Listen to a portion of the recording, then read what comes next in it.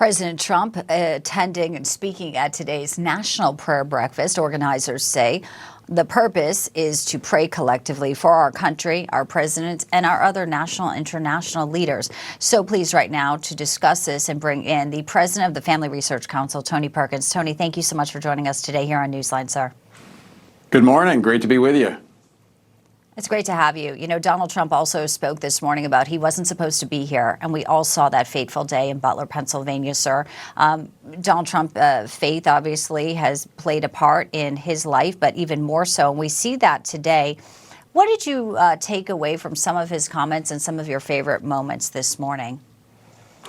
Clearly, that moment in Pennsylvania has had a profound impact upon his life, but not just that. It's been a journey for him, and I think he recognizes the hand of God upon his life.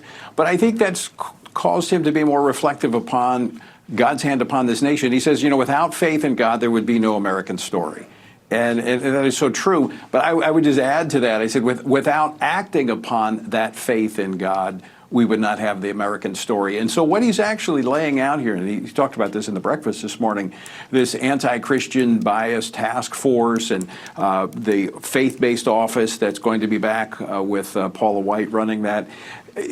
This is a moment, if we're going to bring God back, which was a theme in his speech, bringing God back into America, it's going to be brought back not by government, but it's going to be brought back by people of faith, Christian faith, that are free to live out their faith. And that is what I see him doing in the policies that he's passing, giving us the freedom to do that. And that's what's exciting to me.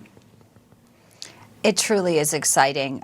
We know that sales of Bibles are up. A return to faith is clearly happening in one way. And then we also see, you know, Donald Trump, you know, shuttering USAID, where there was money from taxpayers sent to study atheism. I mean, Tony, this country, as you know, don't need to tell you, but we were built on a country in our founding fathers. It was about God. It was about, you know, freedom and our rights and our God-given rights that no one can take from us. You know, with the younger generation looking at all of this, and we see somewhat of a fortunately, a waking up with the legacy media now and being exposed.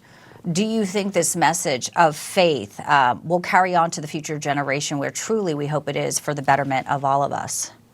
Only if we seize this moment and plant that flag for religious freedom. You're very right to point out that this is a God-given right. George Washington, after the adoption of the first 10 amendments to the Bill of Rights, the chief among them being the freedom of religion, he communicated, he said, this is a natural right. This is not a right that is granted by government. This is something that is given to us by God, and government has a right to protect it. And so what we have here, government can't advance religion. It can only create an environment in which adherents to that faith, followers of Christ, can advance it. And that's what I think the door is opening here. Instead of having a Biden administration that's targeting pro-lifers who are advocating for life, or Catholics who are living out their faith, what the president is saying, no, that's not going to happen anymore. We're not going to have government targeting people of faith. It's actually going to go after those who are trying to persecute and stop people from exercising their First Amendment right. And we're going to start with government.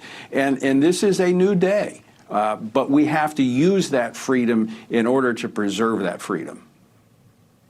So true. Thank you so much, Tony Perkins. Such a pleasure to have you, sir. And I hope you come back and see us soon. Such an important conversation we need to have in America more often.